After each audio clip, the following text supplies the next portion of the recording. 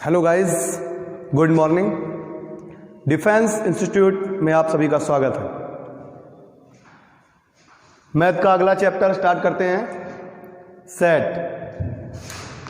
बात करते हैं सेट क्या होता है।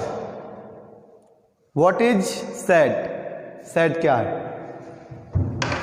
Set is a well defined collection of an objects.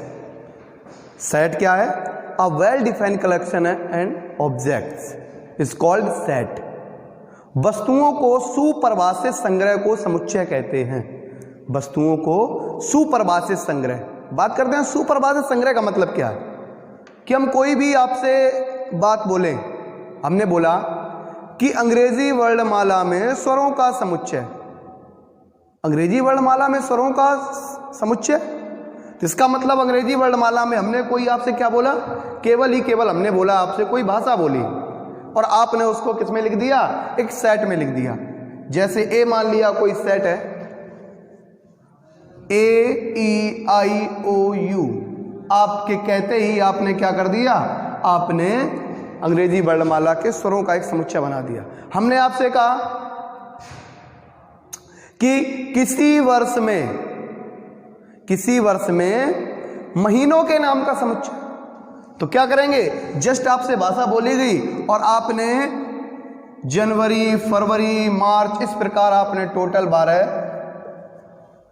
Months को लिख दिया। यही हमारा क्या कहलाता है, समुच्चय। बात करते हैं रिप्रेजेंट ऑफ सेट। किसकी बात करते हैं? रिप्रेजेंट ऑफ सेट, कि समुच्चय का निरूपण, रिप्रेजेंट ऑफ सेट।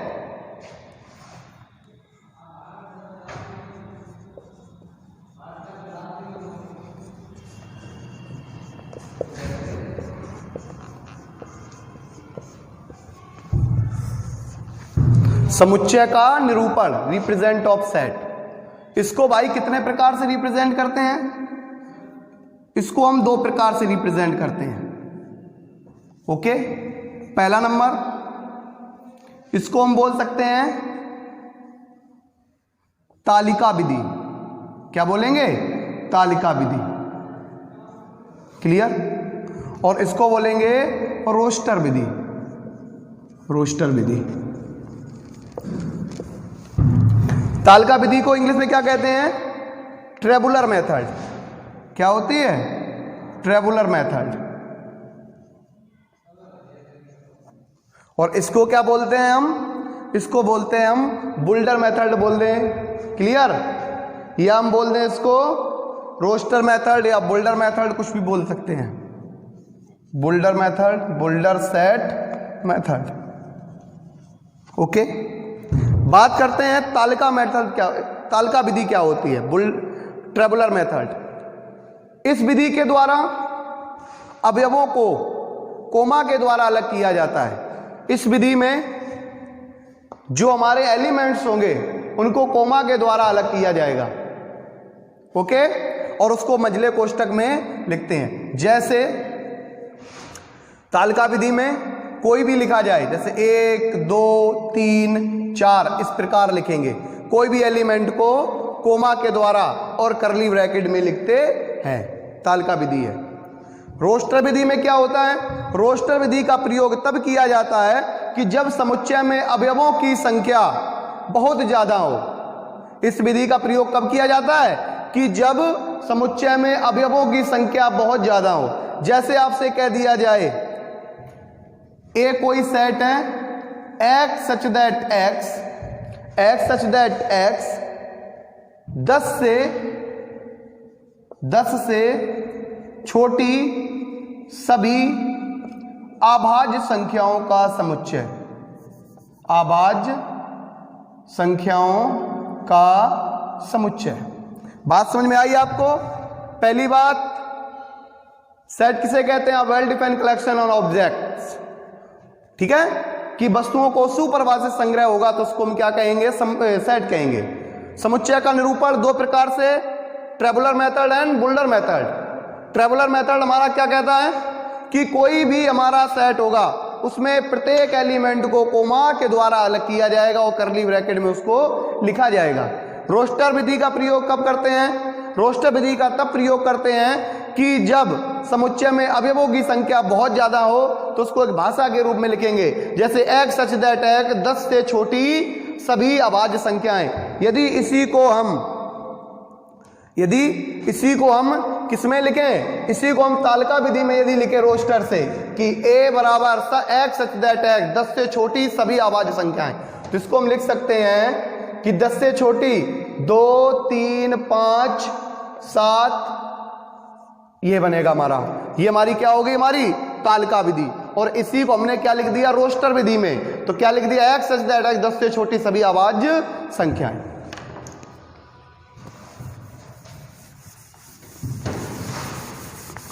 अब आगे देखते हैं टाइप ऑफ सेट्स, समुच्चयों के प्रकार। समुच्चयों के प्रकार, टाइप ऑफ सेट।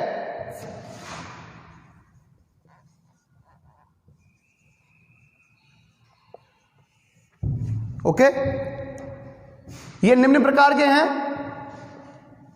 एक एक करके आप देखेंगे इसको। पहला, रिक्त समुच्चय। क्या होता है रिक्त समुच्चय? रिक्त समुच्चय को नल सेट भी बोल सकते हैं, वाइड सेट भी बोल सकते हैं, ओके, एम्प्टी सेट भी बोल सकते हैं। रिक्त समुच्चय को null set, void set and empty set बोल सकते हैं। रिक्त समुच्चय होता क्या है? एक ऐसा समुच्चय जिसमें अवयवों की संख्या एक भी ना हो। जैसे ये हमारा क्या है? एक रिक्त समुच्चय है, नल सेट है। इसको इससे प्रदर्शित करते हैं, तथा इस करली ब्रैकेट को, एक रिक्त समुच्चय को इससे भी प्रदर्शित करते हैं। ये ग्रीक अक्षर, ठीक है, ये क्या है हमारा? ग्रीक अक्षर है।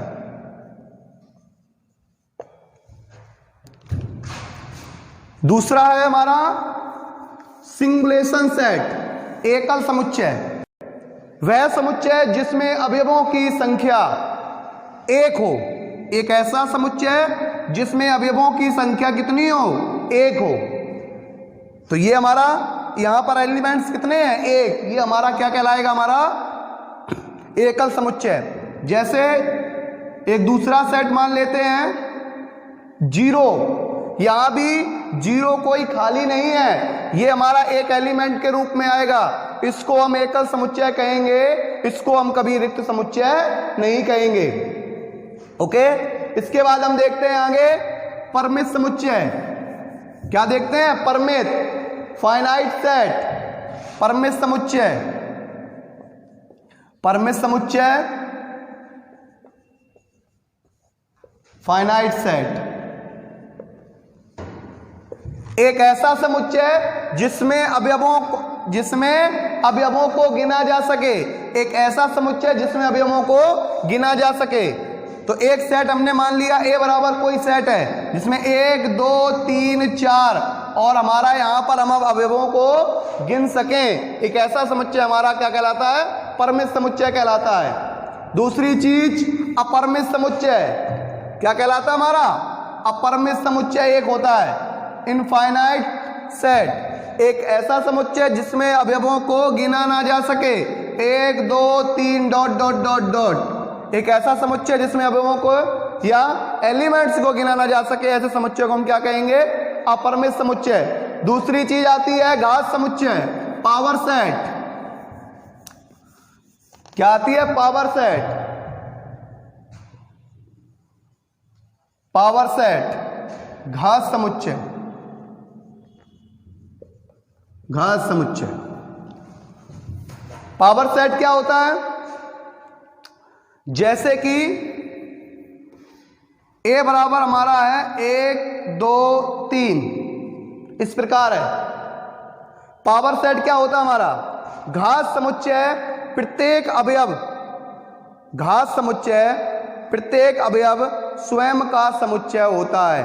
घात समुच्चय का जो प्रत्येक अवयव है वो स्वयं क्या होता है? समुच्चय होता है। जैसे यहां पर हमारा कोई एक समुच्चय लिखा है, इसका यदि हम पावर सेट बनाएं, पावर सेट बनाएं तो फाई एक समुच्चय, 2 3 1 2 2 3 1 3 और हमारा क्या हो जाएगा? 1 2 3। तो 1 2 3 4 5 6 7 8। इसका मतलब प्रत्येक अवयव, पावर सेट का प्रत्येक अवयव क्या होता है? स्वयं समुच्चय होता है। पूछा जाए कि पावर सेट में अवयवों की संख्या कितनी होगी? पावर सेट में अवयवों की संख्या, पावर सेट में अवयवों की संख्या पूछी जाए आपसे तो क्या होगी? 2 की पावर n होगी। ओके, इसके बाद हम आते हैं, बात करते हैं आगे उप समुच्चय की। किसकी बात करते हैं? उप समुच्चय, उप समुच्चय, सबसेट, सबसेट की बात करते हैं। उप समुच्चय क्या होता है? कोई दो समुच्चय, ए बराबर कोई एक समुच्चय है 1 2 3, बी वाला कोई समुच्चय है 1 2 3 4। उप समुच्चय क्या होता है? किसी ए समुच्चय के सारे एलिमेंट किसी दूसरे समुच्चय में, बी समुच्चय में मिलते हैं तो ए बी का क्या होता है? सबसेट होता है। एक बार और, ए के सभी एलिमेंट बी में मिलते हैं तो इसका मतलब ए सबसेट ऑफ बी। ओके, या बी के सभी एलिमेंट ए में मिलते हैं, क्या होता है? जैसे एक कंडीशन ये हो गई, दूसरी कंडीशन हम कह सकते हैं कि 1 2 3 और बी वाला हमारा है 1 और 2, तो क्या हुआ? बी के सभी एलिमेंट ए में मिलते हैं तो बी सबसेट ऑफ ए। इसका मतलब यदि ए बी का सबसेट है तो हम, और यदि वो ये कहे कि ए और बी दोनों इक्वल सेट हैं तो बी ए का सबसेट हो सकता है। ओके, आगे बात करते हैं उचित उपसमुच्चय। किसकी बात करते हैं? उचित उपसमुच्चय, उचित उपसमुच्चय, उचित उपसमुच्चय। ओके, प्रॉपर सबसेट क्या होता है? Proper subset, proper subset. उचित उपसमुच्चय क्या होता है? उचित उपसमुच्चय होता है कि ए के सभी अवयव, ए के सभी अवयव, ए के सभी अवयव, ए के सभी अवयव बी में हों, बी में हों, पर बी के सभी अवयव, बी के सभी अवयव ए में ना हो तो, ए के सभी अवयव बी में हो पर बी के सभी अवयव ए में ना हो तो ए को बी का उचित उपसमुच्चय कहते हैं। क्या कहते हैं? उचित उपसमुच्चय कहते हैं, उपसमुच्चय कहते हैं। जैसे एग्जाम्पल, जैसे एग्जाम्पल देखते हैं। जैसे हमने मान लिया ए बराबर हमारा कोई सेट है, ए बराबर हमारा क्या है? कोई सेट है। जैसे हमने मान लिया 1 2 3, बी वाला भी हमने कोई एक सेट मान लिया, बी वाला हमने मान लिया 1 2 3 4, 1 2 3 4। सी वाला एक हमने मान लिया 1 2 3, 1 2 3। तो देखो ए के सभी अवयव बी में मिल रहे हैं पर बी के सभी अवयव ए में नहीं मिल रहे हैं, इसका मतलब A proper subset of B. Proper subset को इससे प्रदर्शित करते हैं और सबसेट को इससे प्रदर्शित करते हैं। ओके, एक चीज हमने कहा ए के सभी अवयव बी में मिल रहे हैं पर बी के सभी अवयव ए में नहीं मिल रहे हैं, तो ए प्रॉपर सबसेट ऑफ बी। ए के सभी अवयव बी में मिल रहे हैं तो इसका मतलब आप ये भी कह सकते हैं कि A proper A subset of B. Clear? आपने देखा कि A proper subset does not proper subset of C. क्यों? क्योंकि ए के सारे अवयव सी में मिल रहे हैं पर सी के भी सारे अवयव ए में मिल रहे हैं, इसलिए ये उचित उपसमुच्चय ना होकर क्या है हमारा, ये हमारा समुच्चय क्या है, सबसेट है, ए सबसेट ऑफ सी। ओके, इन बातों को समझ गए होंगे आप। उचित उपसमुच्चय कि ए के सभी अवयव बी में मिले पर बी के सभी अवयव ए में नहीं मिले, तो इसका मतलब A proper subset of B और ए सबसेट ऑफ बी भी हो जाएगा। ओके, पर आपने सी एक मान लिया 1 2 3, तो इसका मतलब ए के सभी अवयव आपके सी में मिल रहे हैं पर बी के सभी अवयव सी में भी मिल रहे हैं, इसका मतलब ये सबसेट तो हो सकता है मगर उचित प्रॉपर सबसेट नहीं होगा। ओके, आगे देखते हैं इसी बात को हम।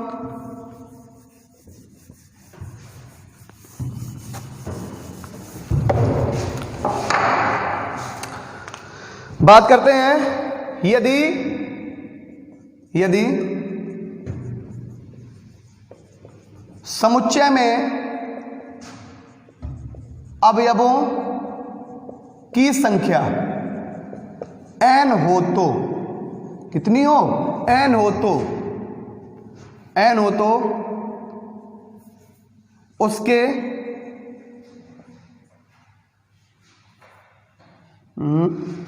सबसेट उपसमुच्चयों की संख्या कितनी होगी? उपसमुच्चयों की संख्या 2 की पावर n होगी, सीधी सी बात। ओके, बात करते हैं उचित उपसमुच्चय की संख्या। उचित उप समुच्चयों की संख्या 2 की पावर n माइनस 1 होगी। इन बातों को, दोनों बातों को हम देखते हैं। जैसे a बराबर हमने कोई सेट माना, हमने मान लिया a बराबर 1 2 3, 1 2 3। इनके हम क्या बनाए, उपसमुच्चय बनाए, उपसमुच्चय। यदि इसके हम क्या बनाते हैं, उपसमुच्चय बनाते हैं टोटल। देखना भी, इस बात को बहुत अच्छी तरह समझ जाएंगे आप। उपसमुच्चय बनाते हैं तो इसका मतलब फाई 1 2 3 1 2 2 3 1 3 और 1 2 3। क्लियर? ये हमारा क्या बन गया, 1 2 3 4 5 6 7 8। ओके, ये तो उपसमुच्चय हो गए। अब इसी को हम क्या बनाएं, उचित उपसमुच्चय। उचित उपसमुच्चय, प्रॉपर सबसेट।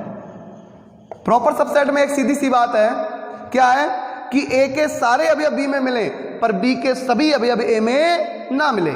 एक उचित उपसमुच्चय हम बनाएंगे। जैसे बना दिया हमने पहला फाई 1 2 3 1 2 2 3 1 3 और 1 2 3।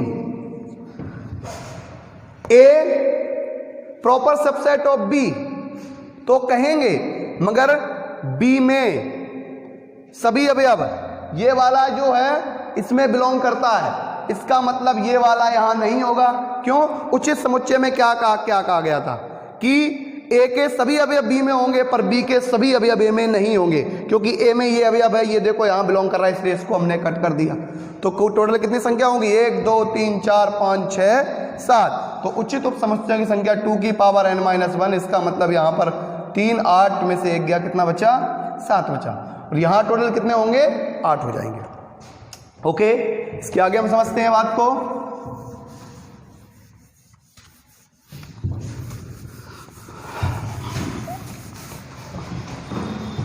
आगे देखते हैं इक्वल सेट, समान समुच्चय। समान समुच्चय, इक्वल सेट। समान समुच्चय क्या होता है? ए और बी दो समुच्चय हैं। ए और बी दो समुच्चय, ए और बी दो समुच्चय। ओके, ए के सभी अवयव बी में मिले तो उसे क्या कहेंगे?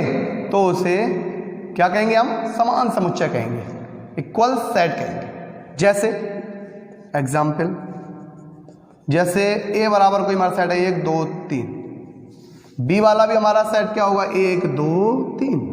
ये हमारे क्या कहलाएंगे? ए बराबर बी। ठीक है, ए बराबर बी क्या कहलाएंगे? समान समुच्चय कहलाएंगे, इक्वल सेट।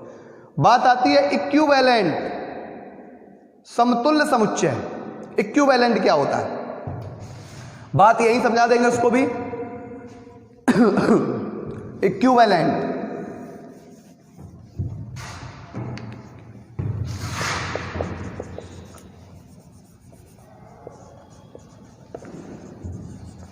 Equivalent, okay.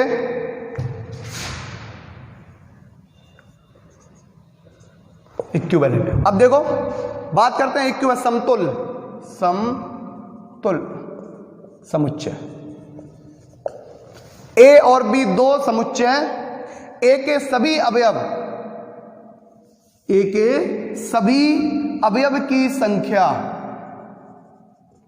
ए के सभी अवयवों की संख्या, या कह दें ए के अवयवों की संख्या बी के अवयवों की संख्या के बराबर हो। संख्या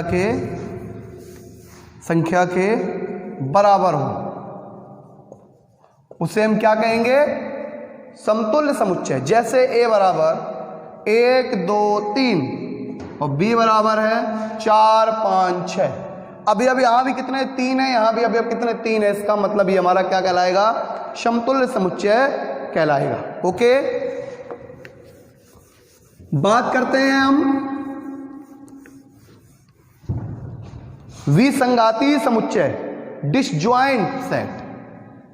डिसजॉइंट सेट, विसंघाती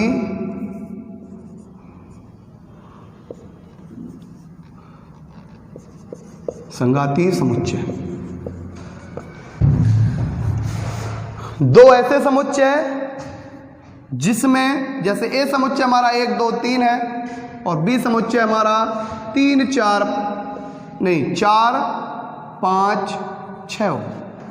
ऐसे दो समुच्चय जिसमें कोई भी चीज कॉमन ना हो, इसका मतलब ए इंटरसेक्शन बी का मान जो आएगा वो क्या आएगा? 5 आएगा। यदि आपको ए इंटरसेक्शन बी कहीं भी लिखे दिया है, ओके, तो उसे हम क्या कह सकते हैं? उसको हम डिसजॉइंट सेट ही कहेंगे, ना कि उसको हम समतुल्य कहेंगे। समतुल्य भी हो सकता है, क्यों? क्योंकि बाई चांस यहां देखो डिसजॉइंट है, इसका मतलब यहां पर तो कोई कॉमन नहीं होगा, मगर समतुल्य में कॉमन हो सकता है। जैसे 1 2 3 और 3 4 5 संख्याएं हमें देखनी है, वहां पर हमें एलिमेंट नहीं देखने। ओके, वहां हमें एलिमेंट की संख्या देखनी है और यहां पर केवल हमें क्या देखना है?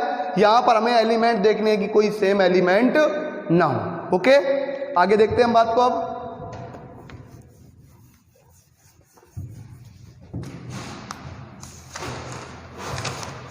आगे देखते हैं समुच्चयों का संघ, union of set.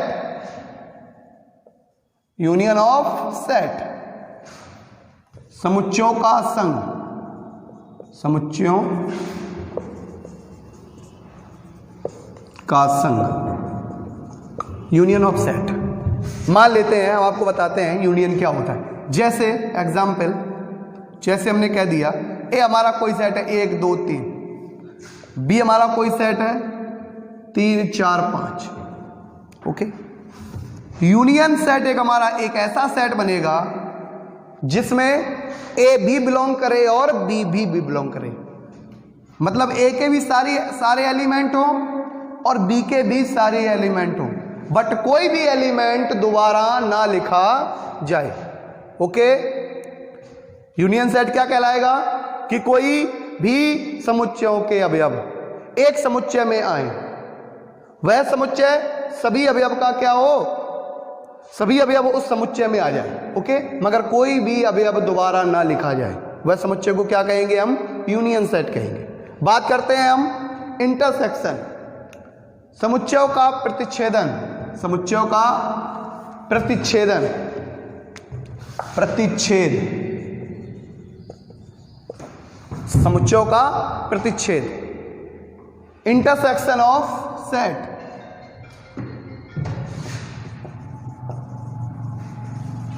Intersection of set, समुच्चयों का प्रतिच्छेद। मान लेते हैं इसमें भी कोई ए समुच्चय है, कोई बी समुच्चय है, एक ऐसा समुच्चय जिसमें इन दोनों की में जो एलिमेंट कॉमन हो, जैसे A union B, A intersection B, इन दोनों में जो कॉमन होगा वही एलिमेंट हमारा आएगा। ओके, तो A intersection B is equal to कितना आएगा यहां पर 3, ये हमारा इंटरसेक्शन ऑफ सेट। ओके, अब हम बात करते हैं समुच्चयों का अंतर, समुच्चयों का अंतर।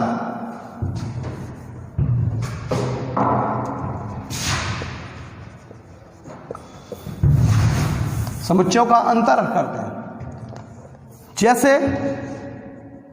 हमने मान लिया ए बराबर हमारा कोई सेट है 1 2 3 4, बी वाला हमारा भी कोई सेट है 5 6 7 8। ओके,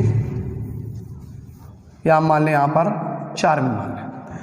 यदि a माइनस बी आपसे पूछा जाए, तो a माइनस बी पूछा जाए, a से b घट रहा है, तो आप देखेंगे कि a में b के कौन से एलिमेंट लाई कर रहे हैं, 4 लाई कर रहा है, इसका मतलब 4 से 4 कट गया, बचने वाला क्या होगा 1 2 3, यही हमारा क्या आएगा a 1 2 3 हमारा a माइनस बी आएगा।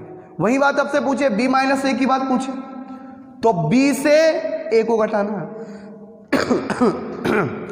कहेंगे b में जो भी एलिमेंट होंगे हमारे, b में जो भी एलिमेंट होंगे हमारे a के, वह काट दिए जाएंगे। तो हमने देखा कौन सा बच रहा है, यहां भी 4 आ रहा है, इसका मतलब b माइनस ए जो आएगा वो 5 6 7 और 8 आएगा।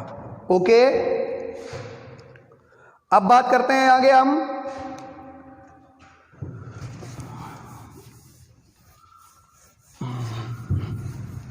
बात आगे करते हैं हम समुच्चयों का गुणनफल। सीधी बात सिखाते हैं समुच्चयों का गुणनफल कैसे होता है। मान लिया हमने एक समुच्चय 1 2 3 है, या 1 2 ही मान लो, बी वाला मान लिया हमने a 3 4 5 है, यहां एलिमेंट संख्या कितनी है 2, यहां एलिमेंट संख्या कितनी है 3। आपसे कभी पूछा जाए कि बताइए a क्रॉस b में एलिमेंट संख्या कितनी होगी, तो 2 और 3 कितना हो जाएगा 6। इसका मतलब एक हमारे पास सूत्र है कि n a क्रॉस b बराबर na numbers of element a into numbers of element b क्या होंगे, बराबर होंगे। ओके, यदि इसका गुणा करना हो तो a क्रॉस b बराबर a पहले है तो 1 और 3 समुच्चय के अंदर लिखे जाए, 1 3 1 4 1 5 2 3 2 4 2 5, इसका मतलब 1 2 3 4 5 6। ओके, 6 एलिमेंट हो गए। अब यहां कुछ हमारे पास नियम है, उस नियम को देखेंगे कि गुणनफल में क्या होता है। क्या, जैसे a cross b does not b cross a, A cross B जो होता है वो does not B cross A. हम कह दें A cross B union C, A cross B union C जो होता है वो A cross B union B cross C. Okay, नहीं, A cross B union A cross C. Okay, आगे देखते हैं हम A cross B intersection C, A cross B intersection सी। तो इसका मतलब A cross B intersection A cross C. ये तीनों नियम आपको पता करने हैं। ओके,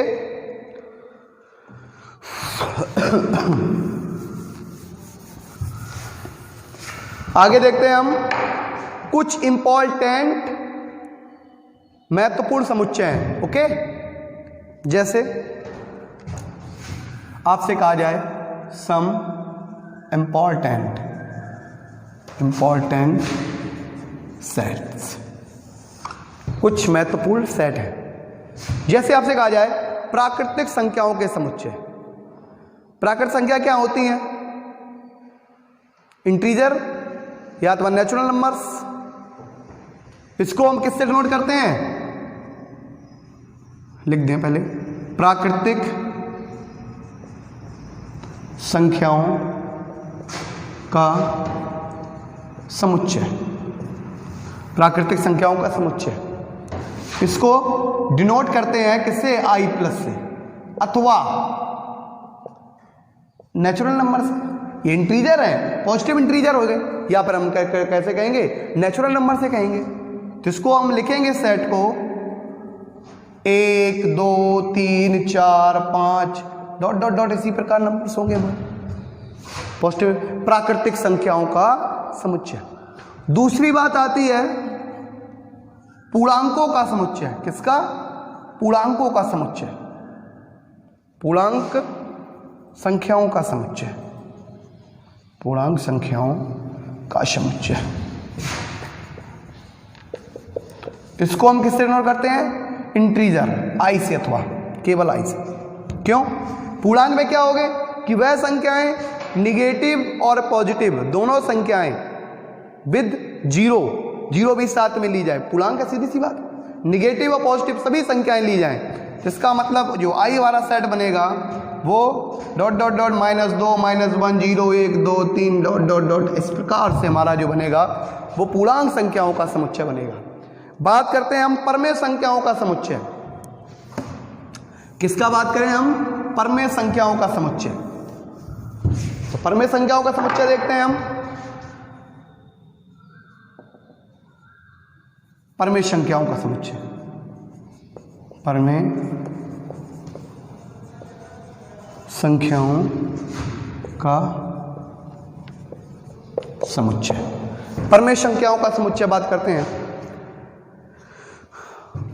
इसको हम किससे करते हैं डिनोट? इसको हम क्यू से डिनोट करते हैं, क्यू से, क्यू से डिनोट करते हैं। ओके, तो क्यू बराबर हमारा जो होगा, क्यू बराबर जो हमारा होगा वो होगा क्या?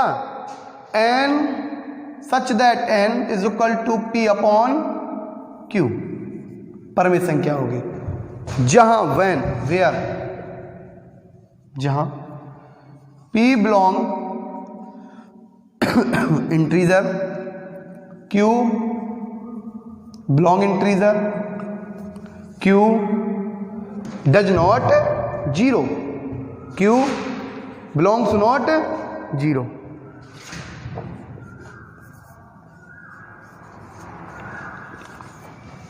ओके, चौथे हम बात करते हैं किसकी? वास्तविक संख्याओं का समुच्चय। वास्तविक संख्याओं का समुच्चय, इसको हम किससे पता करते हैं? आर से। तो R is equal to x such that x square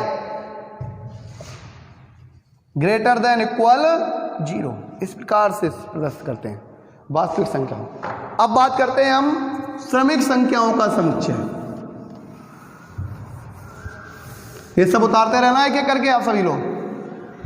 बात करते हैं हम क्रमिक संख्याओं का समुच्चय। क्रमिक संख्याओं का समुच्चय की बात करते हैं, कॉम्प्लेक्स नंबर जिसे बोलते हैं। क्या बोलते हैं हम? Complex number. क्रमिक संख्याओं का समुच्चय, ओके। क्रमिक संख्याओं का समुच्चय जिसको हम मान लिया हमने C से प्रदर्शित करते हैं, Z से प्रदर्शित करते हैं, तो C is equal to Z such that Z is equal to X plus IY, जहां X belong to real number and Y belong to real number, okay. X belong to real number and Y belong to real number, okay. ये सभी आपको सम इम्पॉर्टेंट्स हमारे समुच्चय थे, set थे, इनको आप नोट कर लेना। इसके आगे देखते हैं, इसके आगे आते हैं हम डी मॉर्गन्स लॉ पे। किस पे आते हैं? D Morgan's law, D Morgan's law या नियम, डी मॉर्गन के नियम। यहां देखते हैं, यहां आपने देखा कि A यूनियन B कोई लिखा है, क्या लिखा है? A union B। यदि उस पर हम डैश कर दें तो वो किसके बराबर होगा? A dash intersection B dash के बराबर हो जाएगा, ओके। यदि A इंटरसेक्शन B पर हमारा डैश लगा हुआ है तो A dash union B dash के बराबर हो जाएगा। तीसरी बात हमने देखा कि A minus B union C, A minus B union C ये किसके बराबर होगा? A minus B intersection A minus C के बराबर हो जाएगा, ओके। आप देखेंगे चौथा number A minus B intersection C, तो वो A minus B union A minus C के बराबर होगा, ओके। ये आप डी मॉर्गन्स लॉ को आप अच्छी तरह से क्लियर करेंगे, ओके। अब आप देखते हैं आगे,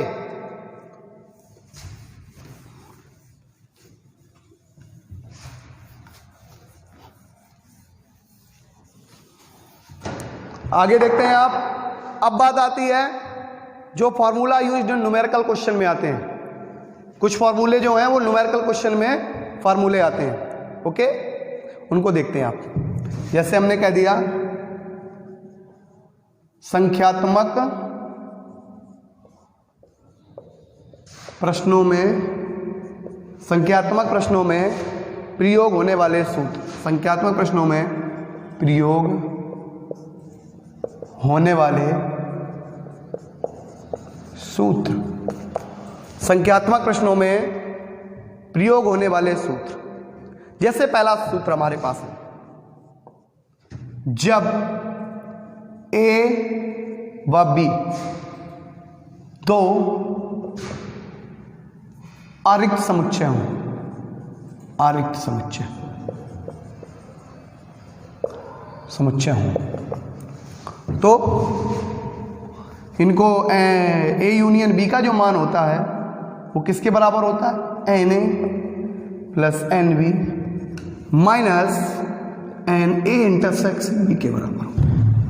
वहीं हम बात कहें कि A और B are disjoint set, disjoint set, सीधी सी बात, यदि A और B डिसजॉइंट सेट होंगे तो NA यूनियन B जो होगा वो NA प्लस NB माइनस, क्यों? यदि A और B आर डिसजॉइंट सेट होंगे, A और B कैसे होंगे? डिसजॉइंट, तो इसका मतलब NA इंटरसेक्शन B का मान क्या आएगा? फाई आएगा। इसलिए यदि A और B आर डिसजॉइंट होंगे तो NA यूनियन B का मान जो आएगा वो NA प्लस NB के बराबर आएगा, ओके। एक सूत्र और हमारे पास है, उसके बाद और भी अभी हैं, अभी उसको हम आगे लिखते हैं सूत्र को, इसको साफ कर दें थोड़ा सा। आगे देखते हैं, सूत्र है NA माइनस B बराबर NA minus NA intersection B, okay, अभी इस पर बेस्ड हम एक क्वेश्चन लगवाएंगे, इस पर बेस्ड एक क्वेश्चन लगवाएंगे, देखना अभी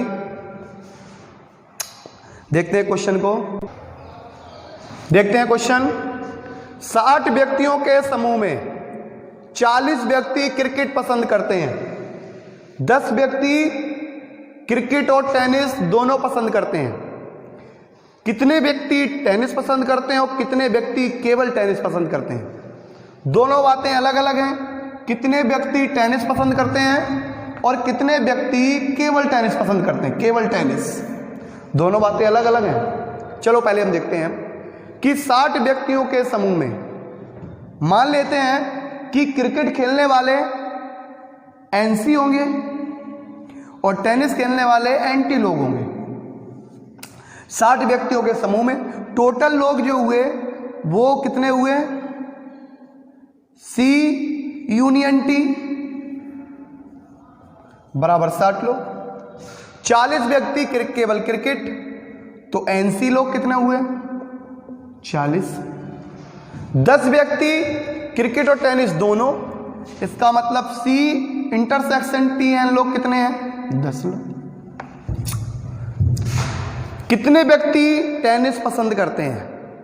तो हमने कहा कि सी यूनियन टी का जो मान है वो N C plus N T minus N C intersection T रख दिया। 60 बराबर 40 प्लस यहाँ पर एन टी और माइनस 10। 40 में से कितना गया? 10 गया, 30 को यहाँ घटा दिया, कितना बचा? एंटी लोग कितने हैं हमारे? 30 लोग हैं जो केवल क्रिकेट नहीं, क्रिकेट खेलते हैं। ये नहीं कहा उन्होंने कि केवल क्रिकेट खेलते हैं, ये क्रिकेट खेलते हैं, मगर इसमें ये नहीं कहा गया कि वो टेनिस ना खेलें। ये क्रिकेट खेलने वाले इनमें वो भी शामिल हैं जो हमारे टेनिस भी खेलते हैं। जरूरी नहीं है कि ये केवल ही केवल टेनिस खेल रहे हैं। ओके, ये कितने व्यक्ति टेनिस खेलते हैं, टेनिस पसंद करते हैं, ये आ गया। अब बात आती है कितने व्यक्ति केवल टेनिस पसंद करते हैं, केवल टेनिस। तो केवल टेनिस के लिए टेनिस वालों में से क्रिकेट को हम क्या निकालेंगे? क्रिकेट को बाहर निकाल दिया। ये किसके बराबर होगा? ये N T minus N T intersection C के बराबर होगा। तो एन टी का मान 30 है और माइनस का या कितना 10 है, तो 20 लोग ऐसे होंगे जो केवल ही केवल क्या पसंद करेंगे? टेनिस पसंद करेंगे।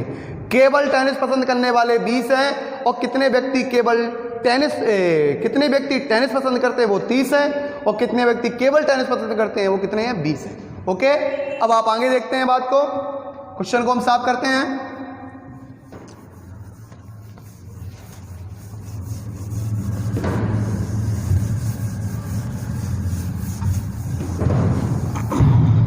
आगे देखते हैं कि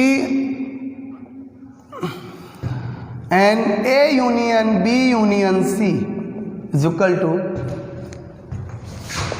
N A plus N B plus N C minus N A intersection B minus N B intersection C minus N A intersection C. Okay, ये हमारा सूत्र है, plus N A intersection B intersection C. Okay, इसको देख लेना। और एक हमारे पास सूत्र है, हमारे पास है n A dash union B dash, और एक हमारे पास है A dash intersection B dash. Okay, ये देखते हैं हम इसको हम क्या लिख सकते हैं? इसको हम लिख सकते हैं भाई एन ए यूनियन बी का डैश, ए यूनियन बी का डैश, जिसको हम लिख सकते हैं N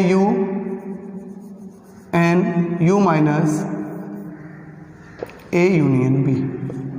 okay, N U minus N A intersection B. Okay,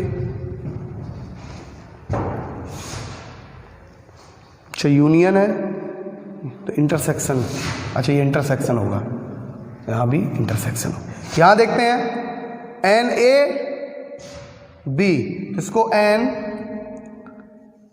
A union B का dash is equal to N U minus N A union B. अब आप एक क्वेश्चन और लगाएंगे, इसको सॉल्व करते हैं। ये क्वेश्चन देखते हैं, चाहे हम इसको वेन आरेख से भी कर सकते हैं कि एक विद्यालय के 20 अध्यापक या तो गणित या विज्ञान पढ़ाते हैं, इनमें से 12 गणित जबकि 4 दोनों, तब विज्ञान पढ़ाने वाले अध्यापकों की संख्या क्या होगी। हमने कह दिया इसको वेन आरेख से बताएंगे, ये मैथ पढ़ाने वाले होंगे, ये साइंस पढ़ाने वाले होंगे। मैथ कितने पढ़ा रहे हैं, 12 लोग, 4 पढ़ा रहे हैं दोनों, तो इसका मतलब मैथ पढ़ाने वाले कितने हो गए, 8। टोटल कितने लोग हैं, 20 लोग, तो इसका मतलब 8 क्या पढ़ा रहे मैथ, तो 8 4 12 और विज्ञान कितने हो गए, 12 और 8 20। इसका मतलब टोटल साइंस पढ़ाने वाले लोग कितने हो गए, हमारे 12 लोग हो गए। ओके, अब अगला देखेंगे, कल के लिए क्वेश्चन होंगे हमारे, इसको प्रैक्टिस कर लेना। Okay, thank you class.